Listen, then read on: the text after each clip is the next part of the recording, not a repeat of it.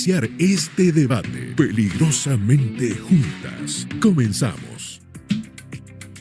Arrancamos así peligrosamente juntas, Lucía Navarro, Lourdes Subieta y esta servidora Gaby Peroso. Como siempre, un placer estar aquí, informarle y también hablar a profundidad de esos temas que nos importan tanto. Sí, temas interesantes.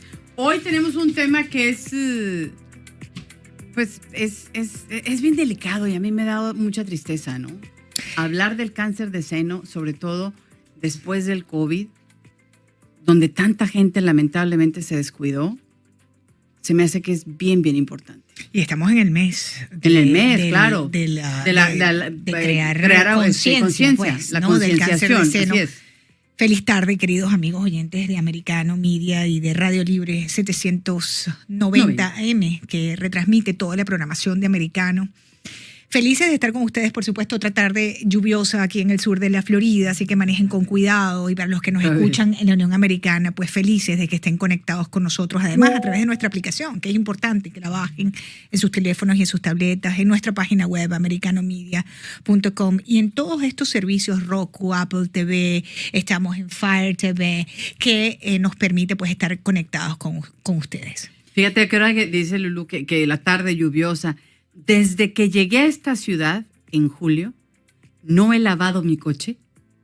Porque casi a diario llueve. Claro, ¿para qué, verdad? ¿Para qué lo lavo? No, claro. está limpiecito con esa lluvia. Claro, como está afuera en el estacionamiento, pues te digo se moja y se le cae la tierra. Esa es mi excusa por 20 años. Sí, yo no llego a lavar el carro nunca porque como está afuera, bueno, la lluvia le cae. Es que a la lluvia... No, pero por Dios, no he tenido necesidad de hacerlo. Sí, o sea, la aspirada por dentro es otra historia, pero por fuera no he tenido necesidad. Gracias, Miami, gracias.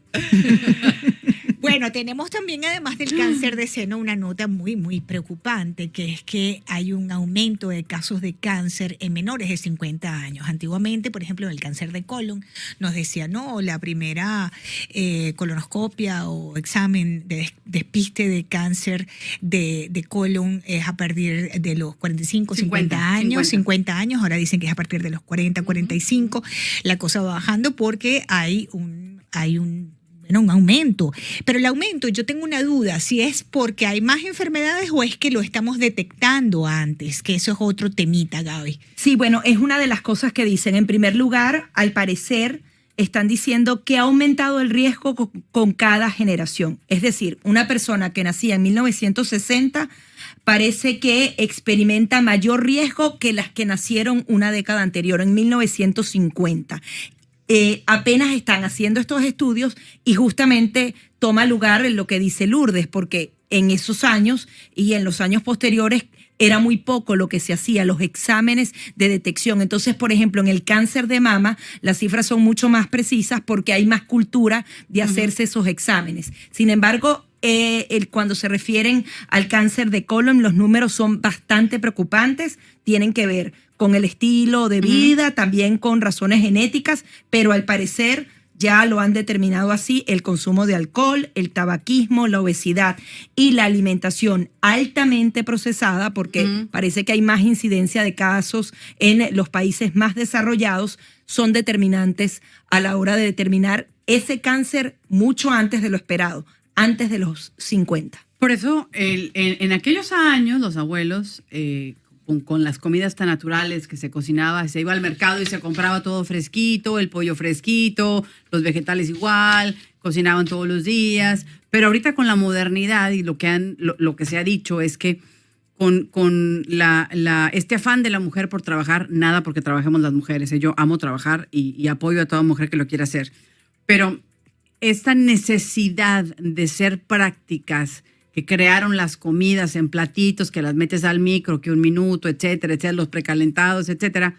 Eso tiene conservadores y los conservadores pueden tener una influencia en la incidencia de diferentes tipos de cáncer, porque son productos químicos, ¿no? O es un exceso de sal en algunos casos. Sí. Y todo eso afecta. Y uno ve la diferencia cuando va a comer a Latinoamérica, es completamente distinto. Totalmente. La alimentación, incluso el sabor. El sabor. Aquí el pollo y la carne, las primeras veces cuando ni siquiera sabes cómo distinguir los niveles de grasa que puede tener un paquete, es impresionante lo que te puedes conseguir si no sabes comprar en el automercado. Y eso afecta directamente porque te estás metiendo una cantidad de hormonas gigantes. Ve tú a saber qué te metes, ¿no? La verdad, porque ve tú a saber también qué les den al ganado.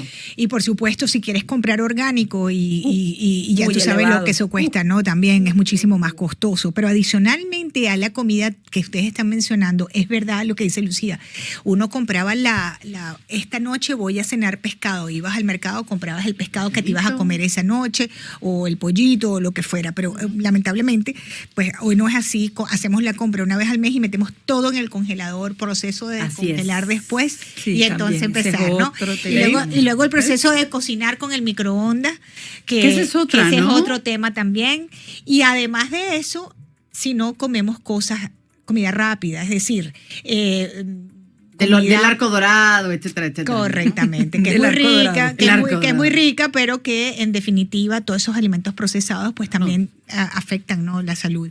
Y después de todo eso, la vida sedentaria, porque entonces uno dice, tengo que sacar tiempo para hacer ejercicio. Y dicen los médicos que hay que hacer ejercicio 1 hora diaria por lo menos 4 veces a la semana. ¿Quién tiene tiempo? Claro.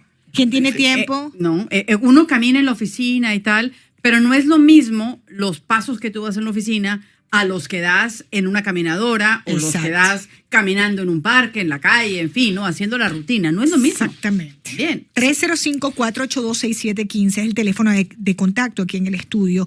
305-482-6715. Esto es Americano Media, Luciana Navarro, Gaby Peroso y Lourdes Jubieta. Ustedes pueden participar. Quiero, antes del corte, ir al corte con una buena noticia, ¿no? Porque, A ver. como siempre decimos que la suerte es loca y a cualquiera le toca, esta vez le tocó uno de los billetes ganadores del Mega Million. ¿Cuántos millones? Te voy a decir exactamente, fueron 494 millones de Alabado. dólares. Y la gran noticia es que un boleto de esa lotería Mega Million, que ganó parte del premio de 494 millones de dólares, fue vendido en la ciudad que fue azotada por el huracán Ian, en un 7-Eleven en Fort Myers. Wow, Qué bueno. Qué alegría, Qué alegría, de esa veras. noticia, que ese premio haya caído allí, ese boleto ganador fue comprado allí en un 7-Eleven de Fort Myers, por donde el ojo del huracán Ian entró, tocó tierra el pasado 28 de septiembre y hasta donde sabemos le está costando solamente la agricultura 1.560 millones de dólares. Fíjate, pérdidas agrícolas de Yo Ian. pienso, bueno, espero que la persona que se ganó ese dinerito, ¿no? Por lo menos tenga un poco de sentido humano, ¿no? De compartir con los vecinos, porque cuando uno atraviesa por tragedias tan grandes, pues uno a veces no ve, es tanto lo que uno se fija en la tragedia de uno que no ve lo que está pasando el otro. Y ojalá que esta persona por lo menos comparta un poquito ese premio con los vecinos, con la gente de su comunidad, porque ahí la están pasando mal muchísima gente. Y además yo siento que ya murió en los medios de comunicación, Claro. prácticamente nadie habla de eso y hemos visto de personas conocidas, hay todavía algunas casas que tienen severos daños por las aguas, hay todavía una luz intermitente en varias zonas y ojalá que las autoridades estén allí, estén pendientes. Adicionalmente el tema de la inseguridad, siguen deteniendo, creo que van más de 15 detenidos de personas que están justamente tratando de ver si hay una vivienda que se le rompió la puerta para entrar. Han tenido que reforzar la seguridad y espero que no los abandonen allí, ¿no? Bueno, hasta ahora lo que saben por lo menos de las autoridades, el gobernador, les tengo una información sobre eso. Precisamente el gobernador anunció que le van a entregar 200 millones de dólares a 1.400 escuelas y muchas de esas escuelas están precisamente allí en esos condados y en esas ciudades donde azotó el huracán Ian. Entre las 1.400 escuelas se encuentran 98 planteles educativos de esas áreas afectadas por Ian en el sureste de la Florida. Así que esas son buenas noticias porque las escuelas sufrieron necesitan, muchísimo, claro. y lo necesitan. Y los maestros, y los alumnos, y todos. Sí. Ahora, otro tema, ahora que mencionas tú, Gaby, que normalmente nos olvidamos de las tragedias, ¿no? Después de unos días. Hoy estaba averiguando un poco, y lo tendremos con detalle esta noche en nuestros programas de noticias, que la incidencia de los casos de la bacteria come carne han aumentado. Wow. Y es por las cortadas y las raspadas que tiene la gente, se les mete la bacteria y es una bacteria muy peligrosa. Y ha aumentado precisamente en las zonas que fueron impactadas por el huracán Ian aquí en Florida. Así que si alguien que nos escucha tiene por ahí alguna cortada, está por esa zona, o tenga mucho cuidado, muy atento a cualquier síntoma que pudiera, cualquier malestar, y a revisarse rápidamente, porque la bacteria come carne puede causar la muerte y llega un momento que no hay antibiótico que pueda controlar. Sí, hay casos de personas que pierden las 4 extremidades. Conocemos a un niño venezolano que fue así, lo tuvieron que Las cortar 4 manos y extremidades. pies. Y bueno, Por una bacteria que agarró aquí en Aventura. Lo agarró, sí, en una piscina. Sí. Otro de los puntos importantes, si usted está allá o conoce a alguien de allá, hay una serie de alivios con respecto a los impuestos y también ayudas adicionales para todas las personas, para los negocios. Al parecer se están aprobando algunos créditos, así que puede informarse porque hay muchísima ayuda para las personas que están pasando por esta grave situación. Y antes de irme, recuerden que hoy es el esperadísimo debate entre el senador Marco Rubio y la candidata Val Demings, ambos aspirando a la senaduría federal por el estado de la Florida. Hoy, martes 18 de octubre, ese debate es en Palm Beach. Más adelante les damos más detalles. Así que hacemos una pausa. Y ya volvemos peligrosamente juntas. Bien, continuamos en Americano Media y por supuesto Radio Libre 790M. Un gran saludo a los oyentes, gracias por preferirnos, por estar en sintonía. Somos Lucía Navarro, Gabriela Perosa y quien les habla, Lourdes Jubieta, hablando hoy sobre el tema del cáncer, una enfermedad. Todos conocemos a alguien que ha padecido esta enfermedad y todos conocemos a alguien que ha sobrevivido a esta enfermedad, porque la buena noticia es que ya el cáncer no es una sentencia de muerte. No.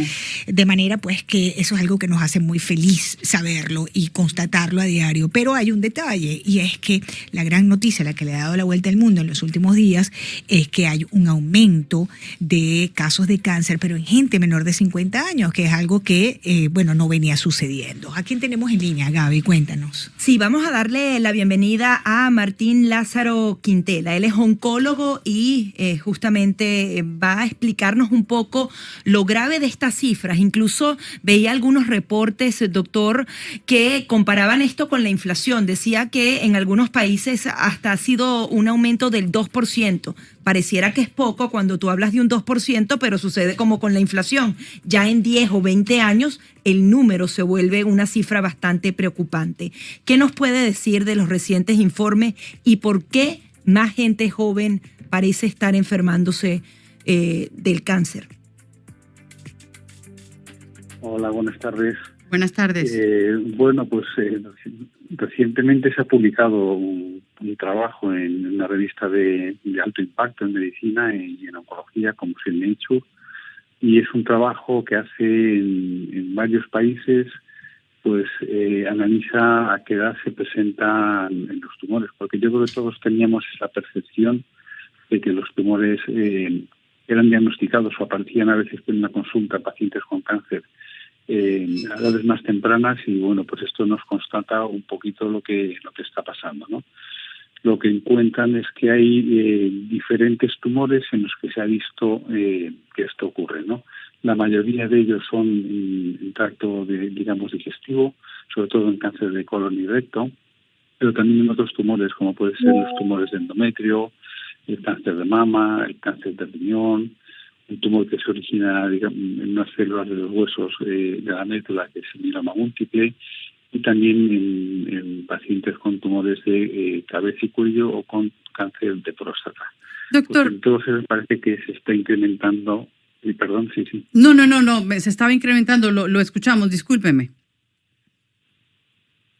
Sí, se estaba incrementando la incidencia en pacientes más jóvenes, lo estamos viendo en edades más precoces. Y precisamente hacia allá iba mi pregunta, doctor Quintela. ¿Por qué está habiéndose la incidencia más hacia los jóvenes? ¿Es falta de conciencia, falta de cuidado, o hay algún factor ambiental o alimenticio que esté contribuyendo a que los cánceres se estén presentando cada vez en personas más jóvenes. Bueno, pues eso es difícil determinarlo, ¿no? Uno podría estar tentado de decir que se hacen diagnósticos más precoces o cada vez más fácil hacer un diagnóstico en ocasiones y que eso se puede traducir en que bajamos esa edad de presentación, pero parece que no es tanto así, sino que puede estar habiendo una serie de factores durante esos periodos de la vida de más jóvenes, los recién nacidos, en la infancia, en la adolescencia, que pueden traducirse en que el tumor se pueda instaurar o aparecer de forma más precoz. Hay factores que no se modifican en ningún momento, ¿no? Como puede ser la susceptibilidad genética.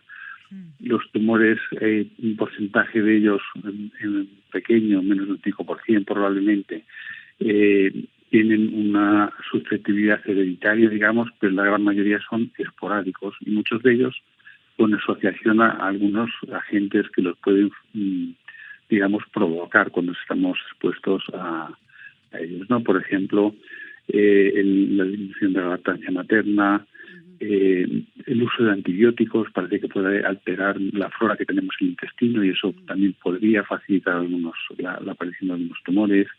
La polución, no sabemos tampoco en qué medida, pero eso está influyendo seguro también en que aparecen algunos tumores. Y hay algunos que son en relación con el estilo de vida que tenemos, ¿no? Es decir, el incremento en la obesidad, el incremento en el peso, también la disminución de la actividad física y el estilo de vida más sedentario, el tipo de dieta, las bebidas con azúcar también se han incrementado y eso también puede influir. Incluso pues en algunos tumores podría haber relación con los cambios en los patrones de sueño y de sueño. Y, por ejemplo, en el cáncer de mama, sí, en el cáncer de mama, pues por ejemplo, es que cada vez la menarquia, es decir, la primera menstruación aparece cada vez más precoces y eso también se asocia a un incremento en el riesgo de cáncer de mama. También en las fases un poco más adelantadas, por ejemplo, el uso de contraceptivos también podría facilitarlo, bueno, etcétera. Hay una serie de factores que seguramente estén influyendo en alguna medida en todo esto, ¿no? El alcohol, doctor, ¿qué papel juega el alcohol y el tabaquismo? Entendemos que el tabaquismo pues lo tenemos claro, pero nos pregunta un oyente, el alcohol con el cáncer de páncreas, el cáncer de hígado, ¿qué nos puede decir de eso? Sí, el alcohol efectivamente está relacionado con muchos tumores, ¿no? Entre ellos, pues tumores hepáticos, tumores pancreáticos también se asocian más también al tabaquismo, tumores del área de la esfera de cabeza y cuello, de laringe, faringe, etcétera. Bueno, pues todo esto puede estar influenciando en eso, ¿no? Que la gente joven pues beba más. Quizás el tabaco no está tan relacionado porque parece que hay una disminución o que ha habido se ha disminuido un poco el tabaquismo, pero sí estas otras cosas, como por ejemplo el alcohol, que no lo había mencionado antes, o algunos virus, como el virus del papiloma humano, pues están influenciando en este tipo de incidencia incrementada en gente más joven. Doctor, estoy viendo aquí algunas cifras. Es importante también reseñar. Sí. Adelante. Sí, diga. No, que estábamos revisando algunas de las cifras. Que... Perdón, adelante, doctor. Sí. No, yo solo quería reseñar que si nosotros fuésemos capaces de controlar estos hábitos que nosotros podemos modificar, como puede ser el no fumar, no beber alcohol, no tener sobrepeso, hacer ejercicio, la dieta, etcétera, etcétera, prácticamente el 40% de los tumores desaparecerían. Doctor, estábamos viendo, por ejemplo, algunas de las cifras. Se habla de que, por ejemplo, en un año, según la Organización Mundial de la Salud, se pueden registrar 2.26 millones de casos. Cáncer en los pulmones, 2.21 millones. De colon o de recto, 2.93 millones.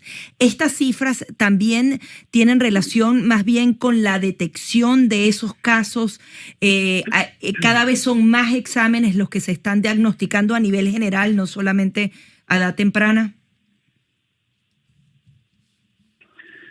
Bueno, pues los programas de screening, de detección precoz de los tumores, normalmente están asociados a edades más avanzadas, quizás lo que hay que hacer, viendo estas cifras, es adelantar en algunos casos pues esa detección precoz a edades más tempranas, vistos estos datos y visto que esto parece que se va a ir incrementando, ¿no? Pero yo creo que luego hay otro factor que puede influir a la hora de cómo de avanzado está el diagnóstico, que es muchas veces el hallazgo incidental en otras pruebas que se hacen por otro motivo. Yo siempre pongo un ejemplo, que es el cáncer de riñón. El cáncer de riñón antes normalmente debutaba con unos síntomas muy característicos que ya traducían una enfermedad más avanzada, y ahora pues prácticamente de cada 10 tumores de riñón, 7 se encuentran porque al paciente se le ha realizado una ecografía o un TAC por otro motivo, y gracias a eso se le detecta de una forma más temprana. Es decir, que esos patrones también están cambiando un poquito, ¿no? Pero eso no se ha visto en todos los tumores todavía.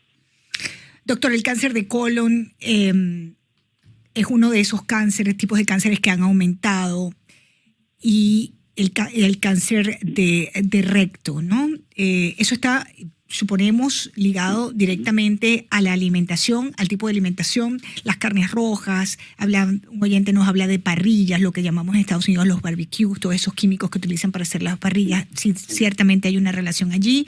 Y la otra pregunta es, antes nos decían la colonoscopia a partir de los 50, si usted sugiere que hay que hacerla a partir de qué edad, 35, 40.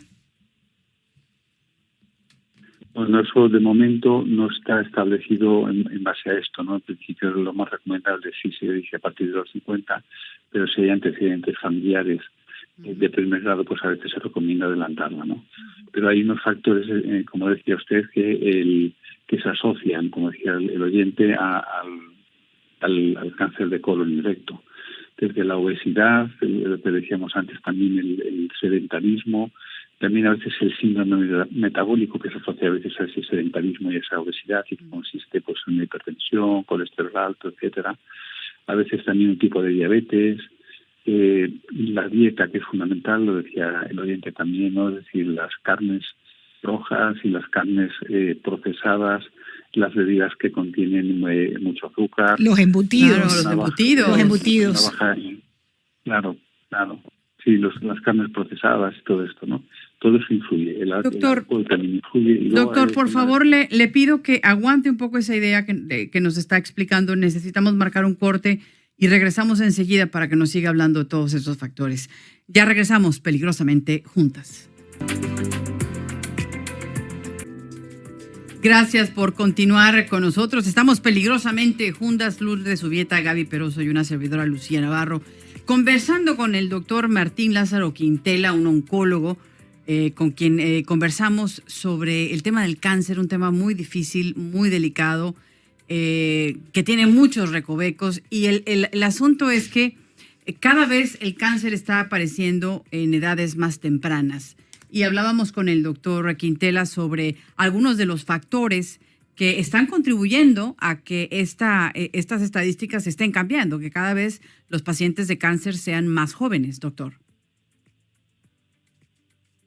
Efectivamente. Eso implica, además tiene algunas connotaciones, ¿no? Es decir, los pacientes que tienen un cáncer a edad más temprana, esos tumores a veces tienen unas características un poco distintas a los que aparecen cuando hay una edad más avanzada, ¿no?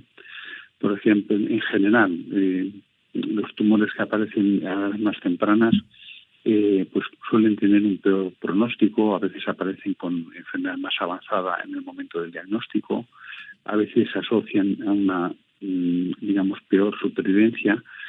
Hay alguna excepción como de estos tumores que se ven a veces más tempranas ahora, como es el cáncer del endometrio, el cáncer de la parte, digamos, interior del útero, que ese sí que parece que pasa un poquito al revés, ¿no? Y en algunos tumores de cabeza y cuello que se asocian a veces en edades más tempranas también a una exposición al virus en el papiloma humano, pues parece que esos tumores también pueden tener un mejor pronóstico. El VPH, el famoso Claro. VPH, que ahora hay una vacuna. Vaya, para- yo se la mandé poner a mi hijo. Inmediatamente yo inmediatamente. también. Es un seguro de vida para él. Totalmente. Se les puede salvar la vida. Se les Fíjese puede lo que nos salvar está la vida, diciendo claro que el doctor, por ¿no? supuesto. Ahora, doctor, en estos minutos finales, recomendaciones. ¿Cómo nos protegemos a cualquier edad de podernos tener que enfrentar una enfermedad, un diagnóstico de cáncer? ¿Qué podemos hacer para evitarlo? Pues muy bien, lo principal es tener esa conciencia, ¿no? Yo creo que eso deben implementarse desde políticas de salud pública que promuevan estilos de vida saludables desde la infancia, ¿no? Y eso tiene que estar implementado a nivel de salud pública a través de programas también en colegios y de también educación de los padres y de los profesores, pues que estén concienciados con esto, ¿no? Pero uno va a tener mucho menos riesgo de cáncer si no fuma, si no bebe alcohol, si hace una dieta sana, que entre otras cosas consiste en comer menos carne roja, menos bebidas azucaradas, intentar controlar el peso, el tener una vida que no sea sedentaria, el hacer ejercicio físico. Todo esto, el eliminar la ingesta de alcohol. Bueno, pues todos estos son factores. ¿Qué que están, vitamina, digamos, en nuestra qué mano vitamina nos y que ayuda? podemos- Doctor, ¿cuál vitamina nos ayuda? La D3, La vitamina D. la vitamina D. Todo el mundo dice la vitamina D de dedo, queridos la amigos vitamina D. oyentes. Pero si estamos con sol, si estamos con exposición al sol o a la luz solar de alguna manera, eso normalmente se va también a controlar. Y la vacuna D, la que Entonces, podemos eso, comprar en digamos, que cualquier sería, tienda, ¿no? La vitamina D de dedo. Sí, pero la D3, podemos ¿no? comprar en cualquier Sí. tienda, ¿no? La D3, como dice Eso Lulú, es. ¿no? Eso es, sí, eso es. Bueno, pues doctor, Y Buenísimo después saberlo. estar concienciado, es decir, por un lado intentar prevenirlo Ujú. y después estar concienciados de que puede haber síntomas que nos deben alertar, porque a veces cuando somos más jóvenes, pues podemos tener pensar de otra manera y pensar que eso, como somos jóvenes, es raro que nos ocurra y Claro. no pensar en ello, ¿no? Sí. Yo creo que no, que hay que estar también atentos a síntomas alertas que a la mínima duda que tengamos, pues acudir al especialista que nos vea. una pregunta de un oyente. ¿Un golpe puede desencadenar un tumor canceroso? No, un golpe no desencadena un tumor. Muy bien. No. Doctor, pues No, muy no agradecida, ocurre. muy Los procesos agradecidos. Ujú. El doctor Martín Lázaro Quintela, oncólogo, que nos atendía a esta hora en Americano Media. Y tenemos una invitada muy especial también a quien darle la bienvenida, ¿no? Gabriela, cuéntanos. Sí, le vamos a dar la bienvenida a Drisette Betancourt. Ella es sobreviviente de cáncer de tiroides. Muchísimas gracias por estar aquí. A veces no es fácil compartir nuestro testimonio, pero seguramente escuchándote a ti, muchas personas pueden tomar algunas claves y también sentirse identificadas. Bienvenida. Muchísimas gracias por darme la oportunidad de compartir mi testimonio con la audiencia. ¿Qué edad tenías cuando fuiste diagnosticada? Fue en el 2020, tenía 36 años. ¿Y en tu ¿Cómo te diste familia hay cuenta? En antecedentes? mi familia no, nunca ha habido antecedentes. ¿Cómo te diste cuenta que tenías algo que no estaba bien? Pues fue todo un proceso porque yo vengo sufriendo de hipotiroidismo de Hashimoto desde los 18 años. Pero entonces, estando acá, me mandaron a hacer pruebas, fueron como 2 años de prueba nuclear para ver si mi tiroides estaba fría o caliente, y realmente no arrojaba un resultado, se quedaba neutro. Entonces ya lo último que hice fue someterme a un proceso de dieta con mi ginecólogo y no bajaba nada de peso, y ellos se encontraban raro, me decían, o no estás haciendo las cosas como es, o algo está sucediendo. Y yo le dije, bueno, es que yo siempre he sufrido de tiroides. Y cuando fuimos a mi endocrinólogo, me hicieron los análisis y tampoco arrojó ningún resultado, ni frío ni caliente mis tiroides. Entonces me dijeron, hay que hacer biopsia. Y recuerdo que fue en el momento en que estaban cerrando todo por la pandemia, justo fue en marzo del 2020, y tuve yo que someterme a ese proceso de biopsia sola porque no permitían entrar a nadie en el hospital y fue algo muy doloroso. Claro. Y sobre todo más doloroso fue cuando tuve que enfrentarme al diagnóstico, que estaba mi esposo y estaba mi hijo ahí también escuchando y me dicen, o sea, estás positiva de cáncer. Y fue algo como emocionalmente es algo muy fuerte porque tienes que ser fuerte por tu familia que está ahí y no derrumbarte. Pero aunque el cáncer de tiroides es uno de los que en porcentaje es el que menos muerte tiene, pero como quiera, o sea, es cáncer, es la palabra cáncer, es tener que batallar ahora por sobrevivir. Cuando me aprobaron mi cirugía, un día antes mi hijo me escribe una carta y me dice, mami, no me dejes solo. Entonces es como batallar con esas emociones, es como ser fuerte, es un proceso verdaderamente muy, muy fuerte. ¿Y cómo ha cambiado tu vida después de ese proceso? ¿Cómo fue todo el camino para pasar ese tratamiento? Pues sí, después de que me operaron, entonces engordé muchísimo porque el tratamiento me tuvieron que subir las hormonas hasta un punto por el nivel de cáncer. Me tuvieron que subir el tratamiento hasta un punto donde ellos sintieran que era correcto, que estaba bien. Pero obviamente eso hizo que engordara muchísimo, pero ya después entonces bajé mucho de peso, yo era totalmente sedentaria, yo no hacía ejercicio, no tenía fuerza ni ánimo para hacer ejercicio tampoco, y después de eso entonces mi vida cambió, ya yo corro maratones, bueno, no maratones, pero sí corro carreras de 15, 10 kilómetros, y ahora tengo menos peso, he bajado 100 libras, ¿Y cómo te sientes? Bueno, ¿te sientes más viva que nunca entonces? Sí, más viva que nunca, te cambia completamente la vida. Puedo compartir más con mi hijo, veo la vida también de otra forma. Es como elevar también tu amor propio, es como poder encontrarte y decir, o sea, yo estoy aquí, estoy viva, tengo la oportunidad de seguir viviendo, yo lo voy a aprovechar. ¿De dónde sacaste la fuerza para enfrentar todo eso y vaya para sobreponerlo? De mi hijo. Claro. ¿Te has estado chequeando, claro. O existe la posibilidad de que ese cáncer se proyectara en otro lado? ¿El médico nunca te habló de esa posibilidad? Sí, ellos con la operación, al quitarme la tiroides, porque todo el cáncer, gracias a Dios, estuvo dentro de la tiroides, ellos me sacaron 15 ganglios para analizar a ver si había salido fuera, y gracias a Dios quedó todo dentro y no había nada por fuera. Hay algunos que sí, que salen y que obviamente se van a los pulmones o a otras áreas, pero no me tuvieron que dar tampoco las radiaciones que dan, solamente ni radio ni quimio. Te tomaste las pastillas de, ¿cómo que se llaman estas pastillas que tienes que tomar de yodo, no?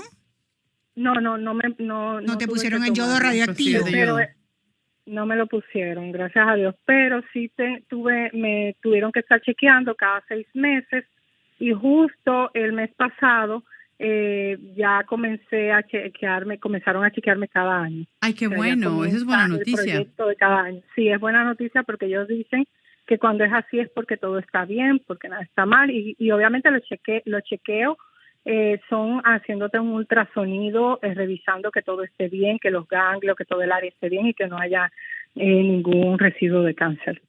Drisset, vamos a hacer una pausa y vamos a continuar contigo. A la vuelta de la pausa te pedimos que nos des un momento y ya regresamos para continuar hablando de tu testimonio. Estamos peligrosamente juntas. Continuamos aquí peligrosamente juntas, Lucía Navarro, Lourdes Jubieta y esta servidora Gaby Peroso, conversando con una sobreviviente de cáncer de tiroides.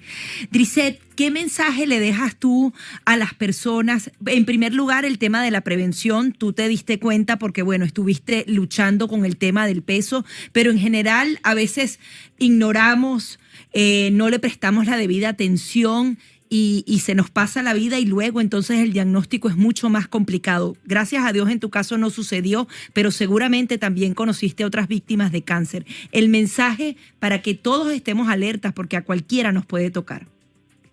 Sí, el mensaje sería que puedan chequearse, que no se queden solamente con el diagnóstico del médico primario, que insistan, que vayan a especialistas, que siempre estén encima de su salud, que si no somos nosotros mismos los que estamos encima de ellos, nadie más se va a preocupar por ellos. Entonces, es insistir, es decir, necesito una cita con este especialista, y lograr esa cita y lograr que te puedan hacer que ese es un gran problema. análisis. ¿Tuviste problemas con ese tema? Porque mi madre tuvo cáncer y fue súper complicado con el tema de los exámenes. Sí, es un tema muy complicado porque se quiere quedar todo en los análisis de los médicos primarios. Si yo me hubiese quedado con eso hasta el sol de hoy, yo no sabría, o sea, qué estuviera pasando conmigo. Hasta que no fui donde mi especialista, no fue que vimos que había algo que estaba sucediendo y siguieron indagando y llegamos a la biopsia y al resultado. Pero hay que seguir, hay que insistir porque realmente cuando yo me vi sentada en el hospital y vi el letrero grande que decía cáncer, o sea, área de cáncer, es algo muy triste, o sea, emocionalmente te toca. Emocionalmente es muy fuerte y hay que comenzar a batallar y a salir adelante, uno solo, o sea, emocionalmente hablando.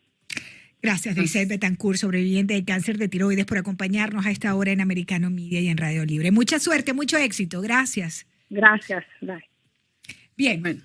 Bueno, varias notas que comentar y una tiene que ver, no es que de verdad, sinceramente, Joe Biden se la pone a una bombita, ¿no? Pero es que... Digo que se pone de pechito, Lulú, se pone de pechito. Pero es que sinceramente, yo quisiera saber qué le parece a la audiencia lo siguiente, ¿no? Y es que la administración de Biden le da $2 millones a Cuba para la recuperación tras Ian. ¿Recuerdan? ¿Pero que a Cuba, a la población o al régimen? No. En Cuba nada a la gente es, no le llega nada. Nada es a través de la gente, todo es a través del régimen, pero que nadie del se cartel confunda. de La Habana. Claro, todo es a través del cartel de La Y Habana. si mandan ayuda, de seguro el gobierno se lo queda y se lo vende a la gente. Ah, seguro. Lo que hay que Claro. preguntarle al régimen de La Habana, al cartel de La Habana, es en cuáles provincias la van a vender. Eso es lo que hay que preguntarle. Claro. Miren, ¿qué provincias que va a vender la ayuda humanitaria? Más la que ellos se agarran para ellos, por supuesto, ¿no? Bueno, 2 millones en provisiones y suministros que serán entregados a través de organizaciones no gubernamentales independientes que tienen experiencia y que ya están trabajando en la isla directamente con poblaciones afectadas, etcétera, etcétera. Pero lo interesante es que Bruno Rodríguez, el criminal principal, el criminal exterior, que estuvo aquí en Washington hace unos días, entrando, saliendo aquí con sus amigos de la administración de Joe Biden. Bueno, agradecemos el ofrecimiento de ayuda humanitaria de Estados Unidos. Mira, patán descarado. Y es Patán ofrecimiento. descarado. Ustedes pidieron por primera vez ayuda a Estados Unidos. Ustedes la pidieron. No sean tan descarados y tan mentirosos que son estos cubacastristas. Y quisiera conectar esta información con las reuniones que se están llevando a cabo esta misma semana en Washington, D.C. Se trajeron a la oposición venezolana o a parte de ella o a lo que se pueda hacer. ¿Cuál? Pero bueno, hay una ¿Cuál? mesa grande, hay una fotografía que fue publicada. ¿Quién está en la foto? ¿Quién está en la foto? Está ahí Freddy Guevara, déjame buscarlo. Ay, porque santo Dios, pero Dios mío. el tema aquí es que, mira, Joe Biden ya decidió darle la concesión petrolera a las licencia. europeas y a las norteamericanas para que empiecen a explotar. El tema es que necesitan que la negociación en teoría se haga directamente entre la oposición y el régimen de Nicolás Maduro. Entonces, al parecer, esas reuniones muy bonitas van a dar algunos resultados de temas humanitarios también para dibujar y para que esas ganancias petroleras, Amnistía. en teoría... ¿Viene una amnistía? No sabemos si debería venir una amnistía a todos los presos políticos, debería haber una negociación, Ojalá, debería haber el ojalá. voto en el exterior. El tema es que no le han pedido nada. Han seguido soltando presos del otro lado y no hay ningún... Igualito que como pasó con Cuba cuando Biden restableció las relaciones con la isla. Estados Unidos dobló la mano y Cuba no hizo absolutamente nada. Y como igualito pasó Igualito en Venezuela. igual en Irán, igual siempre, igual siempre. ¿Qué Mira. ha cambiado en Irán después de que el presidente O sea, Barack Hussein Obama los incluyó dentro del acuerdo nuclear y le soltó miles de millones de dólares cash cuando esa dictadura criminal estaba haciendo aguas? Porque los ayatolás tampoco son buenos administradores. Déjame ver la foto. Freddy Guevara. Está Gerardo Blake, que es el encargado Gerardo del tema de las Blake, negociaciones. Este señor, este es pequeño crudo, como le dice Dios. Ese es Guanipa, pequeño ¿no? crudo. Guanipa. Bueno, están reunidos en DC. Ese pequeño crudo, Ojalá, ese pequeño crudo. ojalá de verdad le lleven algún tipo de garantías a los venezolanos, Ay, no, porque sí, si Dios, seguimos negociando, no negociando, entregando absolutamente todo, realmente no sé, solamente por tener unas gobernaciones, por intentar ir a una presidencia, o sea, ¿ustedes Sin de verdad garantías. creen que Nicolás Maduro va a ceder el poder en unas elecciones libres y justas? ¿Ustedes de verdad se creen ese cuento? Es que son inocentes. Ellos son responsables de Son esta tragedia, son cómplices, son los cómplices necesarios. Sí, bueno, Hace me falta refiero, esa me, oposición. me refiero a inocentes a que eres incrédulo si crees que Nicolás Maduro va a dejar el Sí. poder así como así. Sí, Eres sí, bien, sí, sí, él bien se va a medir. incrédulo. La palabra ¿por para qué? eso en cubano es guanajo. ¿Cómo? Oye, eres un guanajo. Guanajo. No, pues no, esa no me la Sí. sabía. Sí, imagínate la Y ella está cantidad. casada con un cubano. Sí, lo que pasa es que no. Ay, no. ese es un buen dato que ¡yija! Está casada con un cubano. Para que sepan, el esposo de Lucía Navarro es cubano y Pedro Pan, además, Así es, cuidado, Pedro palabras Pan. mayores, Palabras palabras mayores de la mayores. élite. Y De la fíjate- elite, las palabras mayores. Fíjate que una cosa curiosa, cuando mi esposo fue el CEO de Caridades Católicas en Atlanta, una persona de la misma organización le dio una copia de la hoja donde él y su hermana firmaron su nombre cuando llegaron Wow. a Matacumbe. Y se la pudieron quedar, o Y sea, se la con que- su obviamente firma no de con niñita. una ¿A qué edad pero llegó? el nombre, mi esposo tenía 11 años, mi Imagínate. cuñada Baby. tenía 14. Sí, sí, sí. Pero sí, sí. qué cosa, Qué ¿no? valor Que les para dio ellos, Yo ¿no? que quisiera les dio ver qué copia de dice ese papel. el esposo de Lucía, como cualquier otro cubano, qué opina de esta situación que estamos viendo ahora, la administración de Biden dándole dinero a Cuba para la recuperación tras Ian. En un momento que la represión en Cuba se ha Está multiplicado, horrible. donde hemos perdido la cuenta de los presos políticos, donde no hay luz, no hay agua, no hay comida, no hay nada, y la gente lo único que piensa es irse del país porque no hay futuro. Eso es lo que Sí, es se Cuba. siguen Después de lanzando al agua. 64 años vamos para 65 el 1 de enero del 2023. O sea, sinceramente, qué castigo, mano. Qué castigo. Dios mío, levanta el castigo, porque verdad que lo de Cuba ya, sinceramente, uno Hasta ya que no sabe ni qué controlen a decir. Rusia de verdad, no van a poder con Cuba, lamentablemente. Y aquí O sea, está que- Bruno y Rodríguez. también hay una cosa importante. El pueblo cubano, igual que el pueblo venezolano, tiene que hacerlo desde adentro, porque hay muchas iniciativas en el exterior, pero en realidad la gente que está adentro es la que debería hacerlo. El problema es que no tienen la manera de defenderse porque todo se las ha quitado el régimen. En Cuba, ¿quién tiene armas? En Venezuela. a todo No, mundo y le es han que quitado además te armas. espían. Tú Y te sabes espían, que claro. hubo el 20% de apenas una de las empresas privadas en Venezuela, el 20% de los suscriptores estaban siendo espiados. Obviamente no espían a la señora María, espían a todo claro. el que pueda medianamente organizarse. Entonces la represión es absoluta y además un espionaje descarado. Imagínate si así espían en las privadas, imagínate en CanTV, que realmente es el que tiene más del 60% de los suscriptores y donde no tienes medios libres, porque hay que recordar que el internet llega a un 20, un 30% de la población y del resto ven medios tradicionales en donde, por ejemplo, ¿Pura les propaganda? dieron la orden, llamaron a las radios, y tengo certeza de eso, a las radios y a las televisoras. Las llamaron una por una y les dijeron el intercambio de los rehenes, de los presos que estaban, los americanos presos en Estados Unidos, por los sobrinos Los de Cilia narcosobrinos. Flores, no existe. Es un tema sensible y tú no lo puedes tocar en Venezuela. Cuando tú estás en Venezuela no saben que ese intercambio se hizo. Entonces, ¿cómo te organizas ante una No, por represión y un supuesto, control tan absoluto? Por supuesto, es mantenerle al pueblo el pie en el cuello, ¿no?